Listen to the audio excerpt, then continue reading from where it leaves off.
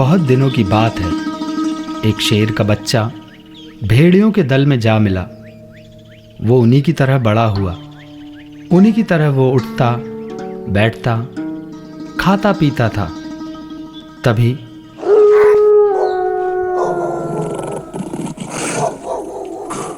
अरे अरे, ये क्या हो रहा है? हमारा शेर का बच्चा भेड़ों के दल में क्या कर रहा है? भूल तो नहीं गया कि वो जंगल का राजा है?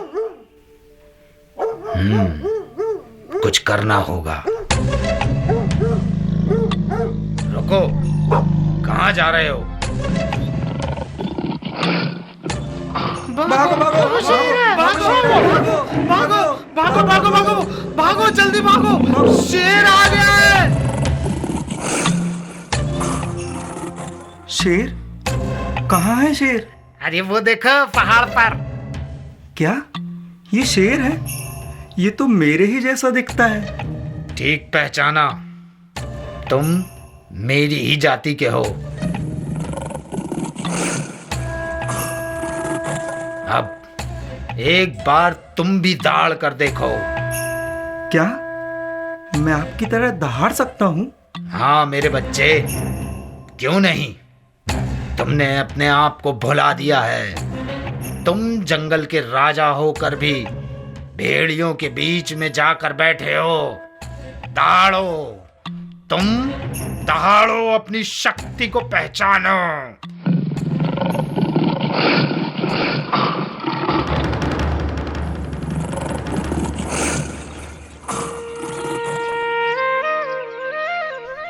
ये भेड़ियों के दल में खोया हुआ शेर का बच्चा और कोई नहीं, हम ही हैं। मैं हूँ, आप हैं, और हम सब हैं जो अपनी पहचान को खो बैठे हैं। हम अपने गौरवशाली भारत की समृद्धशाली संस्कृति और विरासत को भूलकर पश्चिमी सभ्यता का अनुकरण कर रहे हैं।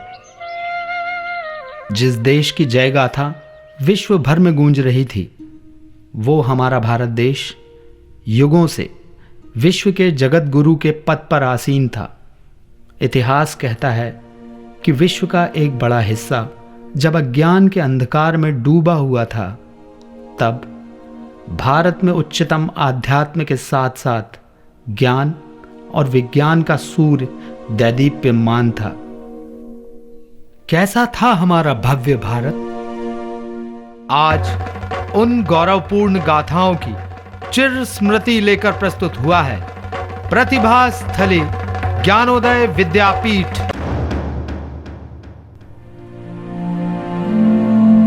सन 1780 की बात है। अंग्रेजों ने टीपू सुल्तान के पिता हैदर अली के मैसूर राज्य पर आक्रमण कर दिया।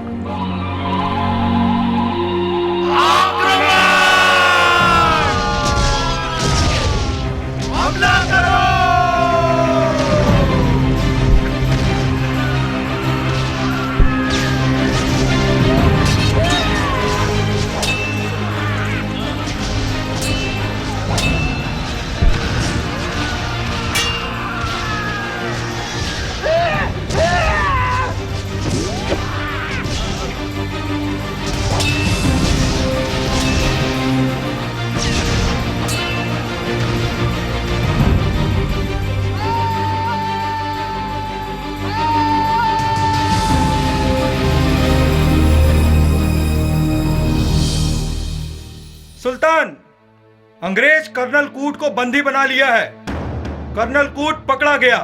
कर्नल कूट पकड़ा गया।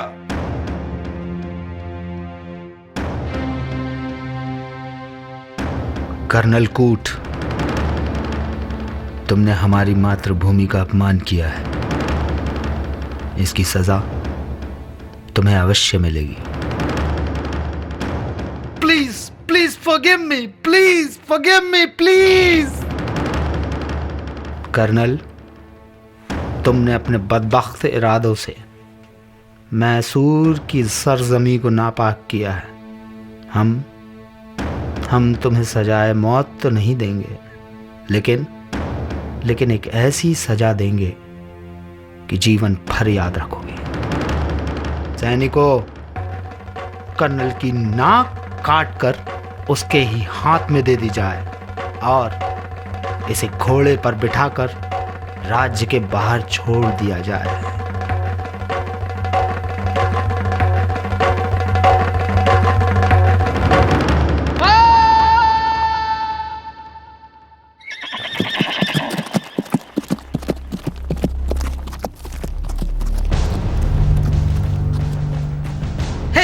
हे, ये कौन सा गांव है? बेलगांव। भैया भैया, तो तुम्हारी नाक को क्या हुआ है? यदि तुम चाहो तो मैं तुम्हारी इस कटी नाक को जोड़ सकता हूँ।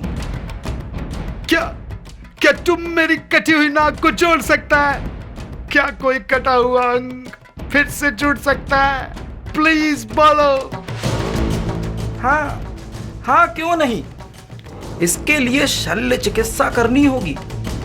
इसके बाद मैं तुम्हें एक लेप दूंगा जिसे तुम्हें सुबह शाम लगाना होगा, और फिर देखना 15 दिनों में तुम्हारी ये नाक पहले जैसी हो जाएगी। और कोई समझ भी नहीं पाएगा कि तुम्हारी नाक को कभी कुछ हुआ है।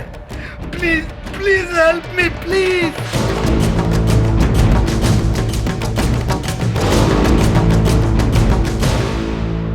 लंदन की पार्लियामेंट हाउस ऑफ कॉमन्स में कर्नल कूट ने जब इस बात का वर्णन किया तो लोग इसे सुनकर आश्चर्यचकित हो गए।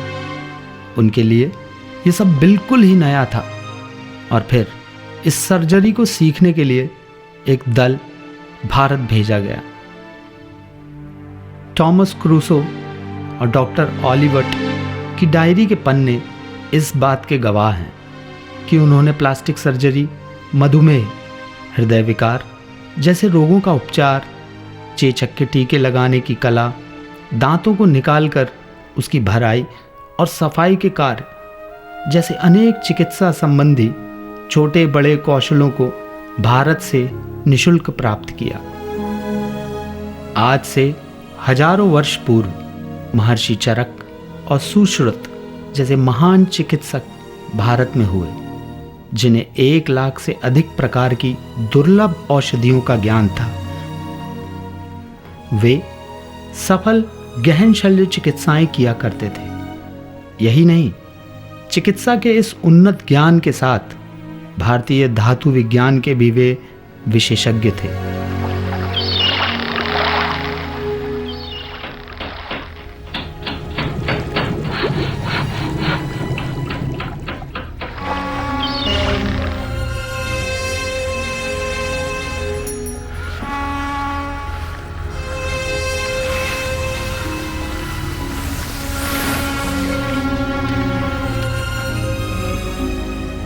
Doctor Scott, this is the only village. यही है वो गांव जहां से मैं स्टील का सैंपल लाया था, जैसे मैंने आपको जांच के लिए दिया था। अमेजिंग। इतने छोटे से गांव के लोग समुद्री जहाज बनाना जानते हैं। Lieutenant walker, yes. क्या ये वही स्टील सैंपल है? सचमुच इसी गांव का था? यस। केवल यही नहीं, भारत में समुद्र के किनारे बसने वाले ऐसे लाखों गांव हैं जहां 2000 सालों से समुद्री जहाज बनाने का कार्य हो रहा है।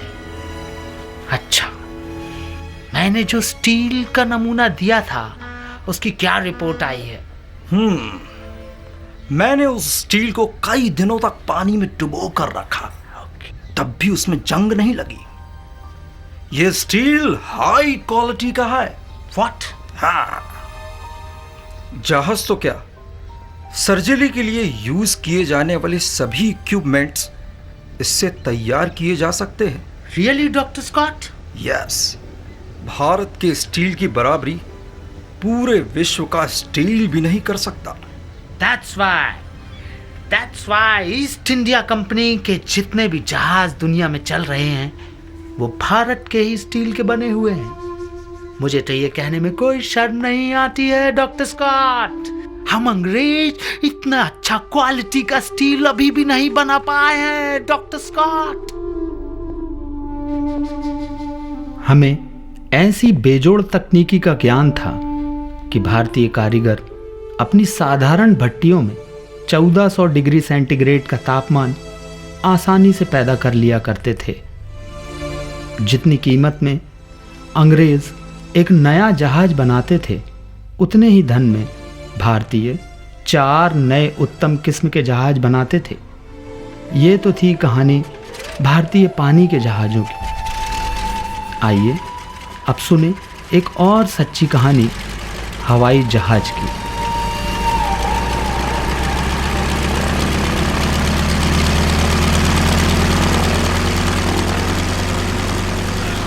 आइला, वो देख, माइला, और ये कितना ऊंचा पहुंच गया। अरे लगता है जैसे स्वर्ग में जा रहा है। देखो देखो, बादलों को चीर कर आगे जा रहा है। हाँ।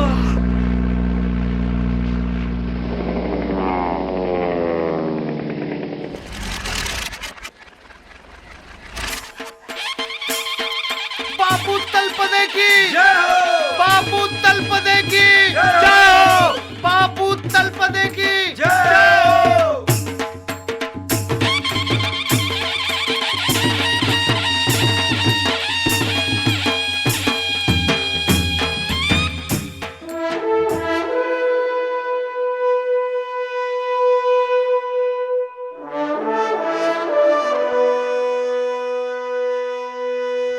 आज के इस अनूठे प्रयोग ने भारत का सिर सारे विश्व में ऊंचा कर दिया है।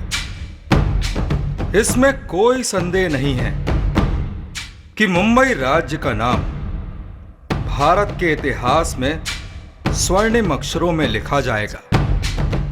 बापूजी के नाम पर मैं गायकवाड़ एक जागीर की घोषणा करता हूं। तलपदे जी के इस नए आविष्कार ने सारे विश्व को अचंभित कर दिया कि कई कंपनियां उनसे मिलना चाहती थी। एक दिन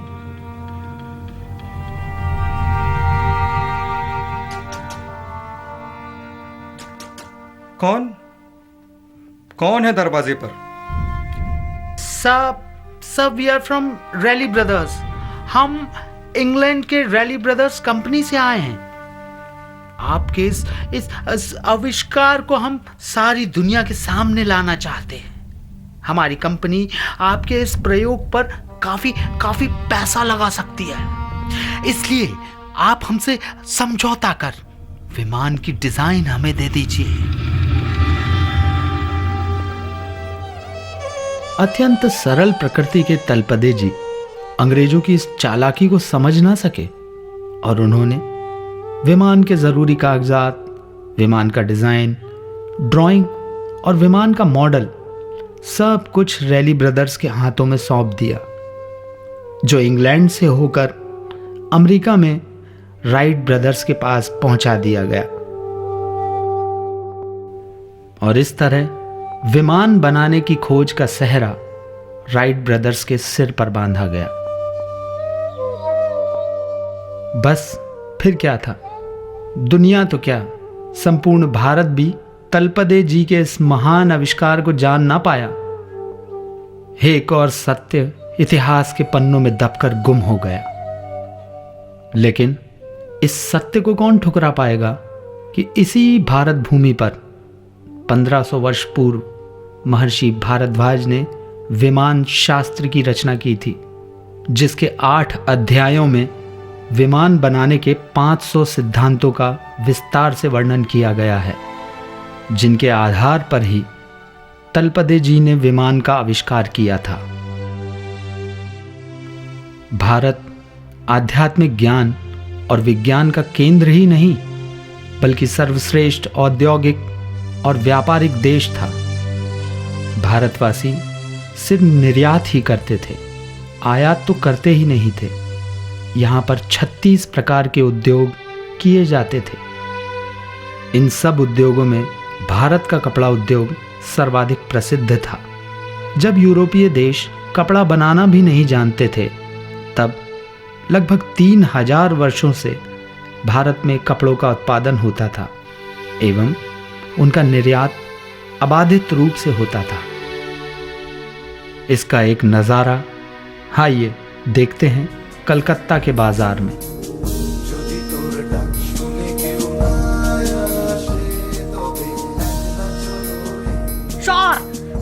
देखिए सर, और देखिए ये बार कितना बारीक बुनाई वाला कपड़ा आया है सर।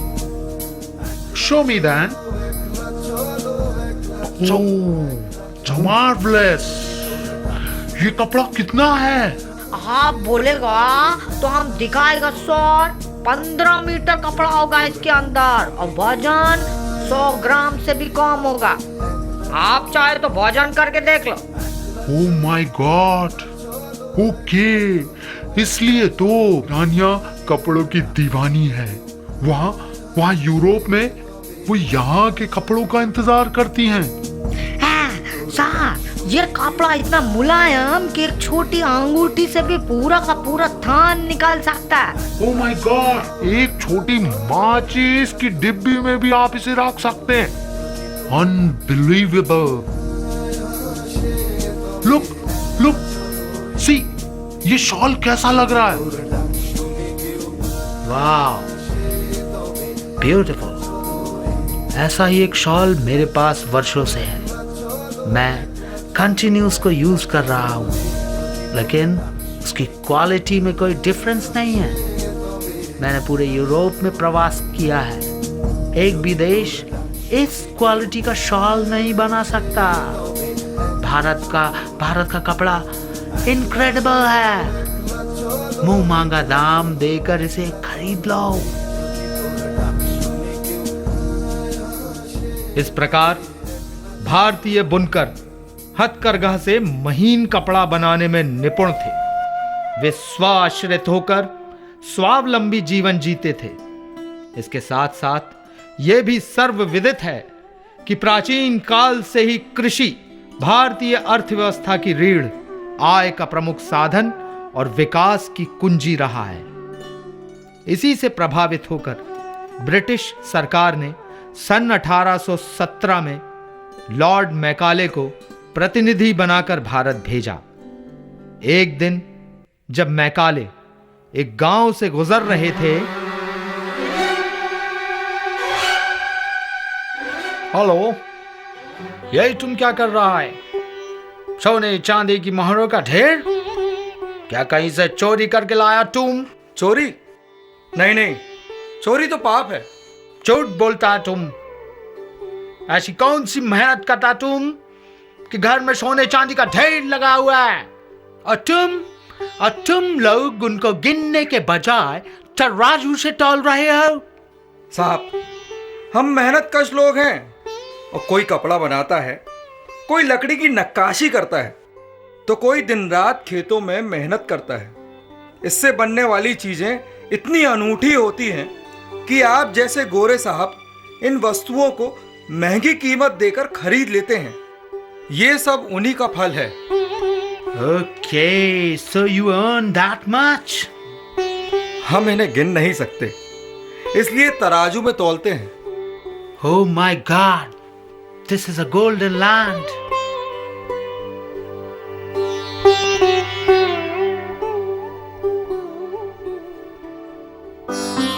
इस घटना से यह बात स्पष्ट थी कि उस समय भारत में कोई भी व्यक्ति गरीब नहीं था, कोई भी बेरोजगार नहीं था। उस समय भारत के सभी लोगों के पास काम था और आमदनी भी अच्छी थी। भारत की 1 एकड़ भूमि पर 56 क्विंटल धान उत्पन्न करने की क्षमता थी। सारे विश्व के अन्न उत्पादन का 43% अन्न अकेले भारत में ही उत्पन्न होता था, और यहां की उत्पादित वस्तुएं, अनाज दूसरे देशों के बाजारों में बिकती थी। तो भारत में सोना चांदी ऐसे प्रवाहित होता था जैसे नदियों में पानी प्रवाहित होता है। जहाँ डाल डाल पर सोने की चिड़िया करती है बसेरा, वो भारत देश है मेरा। वो भारत देश है मेरा। जहाँ सत्य अहिंसा और धर्म का पग पग लगता डेरा, वो भारत देश है मेरा, वो भारत देश है मेरा।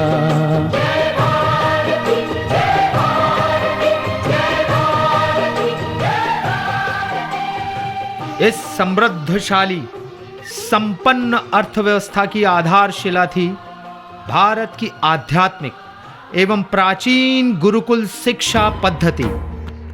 भारत में 97% साक्षरता थी। 18वीं शताब्दी में लगभग 1400 विद्यालय और 500 से भी अधिक नालंदा और तक्षशिला जैसे विश्वविद्यालय थे, जहां गणित, खगोल शास्त्र, नक्षत्र विज्ञान, धातु विज्ञान, भौतिक विज्ञान, रसायन विज्ञान, शौर्य विज्ञान, आयुर्वेद, प्रबंधन, भाषा, व्याकरण, राजनीति और ज्योतिष आदि के 18 से भी अधिक विषय पढ़ाए जाते थे।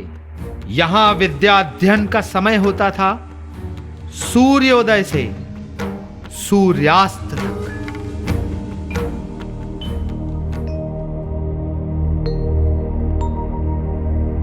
गुरुर्ब्रह्मा गुरुर्विष्णु गुरुर्देवो महेश्वरा गुरुर्साक्षात् परब्रह्मा तस्मै श्री गुरुवे नमः। तस्मै श्री गुरुवे नमः। तस्मै श्री गुरुवे नमः।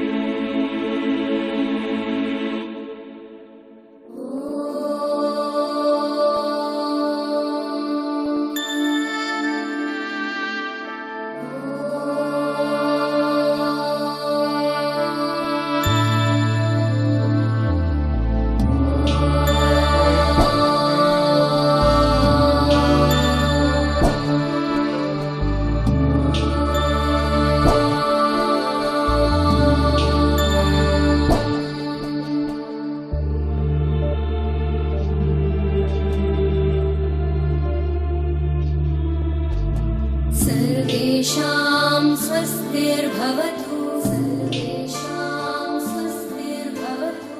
सर्वेषां शान्तिर्भवतु। सर्वेषां शान्तिर्भवतु। सर्वेषां पूर्णं भवतु।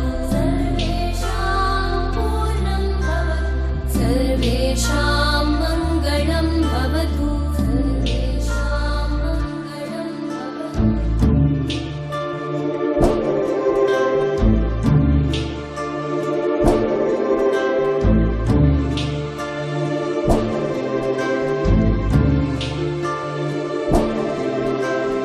सर्वे भवन्तु सुखिनः।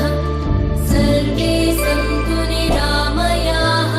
सर्वे भद्राणि पश्यन्तु मा कश्चित् दुःखभाग् भवेत्।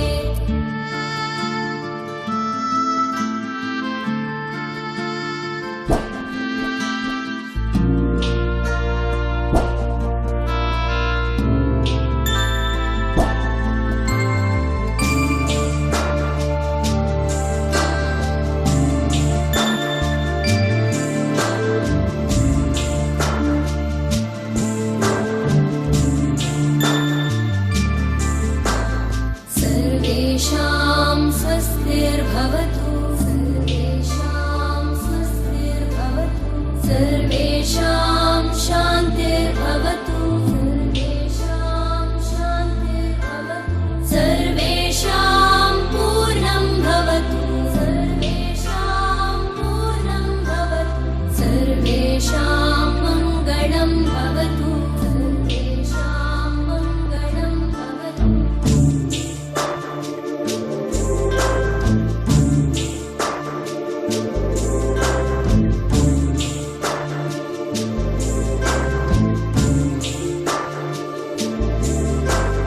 सर्वे भवन्तु सुखिनः सर्वे सन्तु निरामयाः सर्वे भद्राणि पश्यन्तु मा कश्चित् दुःखभाग् भवेत्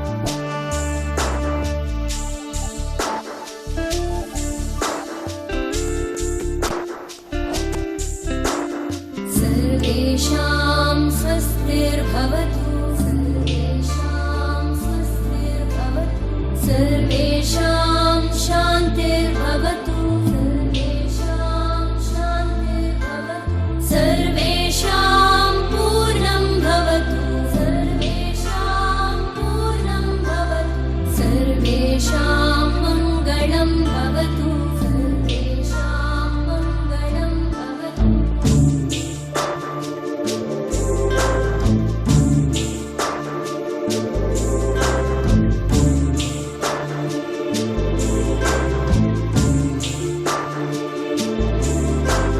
सर्वे भवन्तु सुखिनः सर्वे सन्तु निरामयाः सर्वे भद्राणि पश्यन्तु मा कश्चित् दुःखभाग् भवेत् सर्वे भवन्तु सुखिनः सर्वे सन्तु निरामयाः सर्वे भद्राणि पश्यन्तु मा कश्चित् दुःखभाग् भवेत्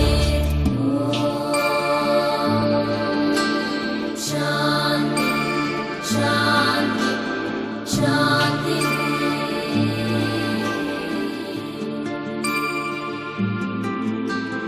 शान्ति शान्ति शान्ति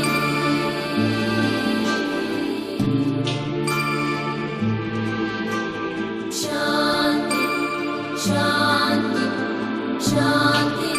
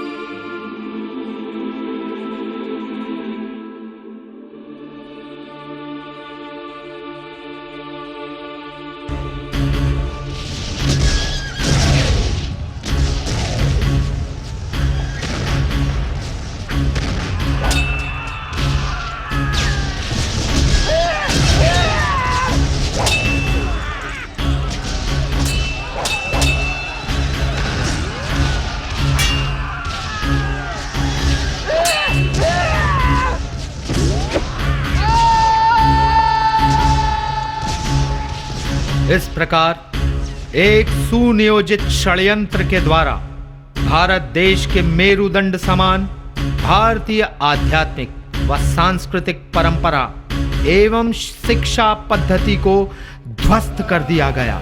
भाषा का माध्यम अंग्रेजी बना दिया गया।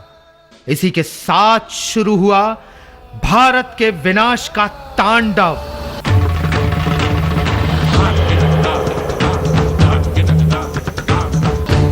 इस विनाश लीला में हमारी आस्था को अंधविश्वास का दर्जा दे दिया गया। भारतीय दर्शन एवं मंत्र ज्ञान को अधूरा या मिथ्या कहकर दबा दिया गया। अपार साहित्य को जला दिया गया। भारत के लोग अंग्रेजी को श्रेष्ठ मानकर हीन भावना से ग्रस्त होने लगे। अपनी गरिमा, उच्च नैतिक आदर्श, संस्कार, स्वदेश प्रेम और आत्मगौरव को खोने लगे। हमारा मनोबल टूट गया। रक्त और रंग में तो भारतीय रहे, पर रुचियों में, दृष्टिकोण में, आचार विचार में, बुद्धि में अंग्रेज हो गए। सचमुच आध्यात्मिक शक्तियों का केंद्र और अनेक आविष्कारों की भूमि भारत आज पाश्चात्य संस्कृति का पिछलग्गू बनकर अपनी अस्मिता को खो रहा है। अब समय आ गया है अपने सोए हुए स्वाभिमान को जागृत करने का, भेड़ियों के बीच सोए हुए शेर को दहाड़ने का, भूली हुई विरासत को पहचानने का। आइए दृढ़ संकल्प करें, दृढ़ निश्चयी बने और उज्जवल भविष्य के निर्माण हेतु अपनी भव्य प्राचीन संस्कृति से भावी पीढ़ी को अलंकृत कर विश्व को आलोकित करें। स्वदेशी अपनाओ, देश बचाओ। स्वदेशी अपनाओ, देश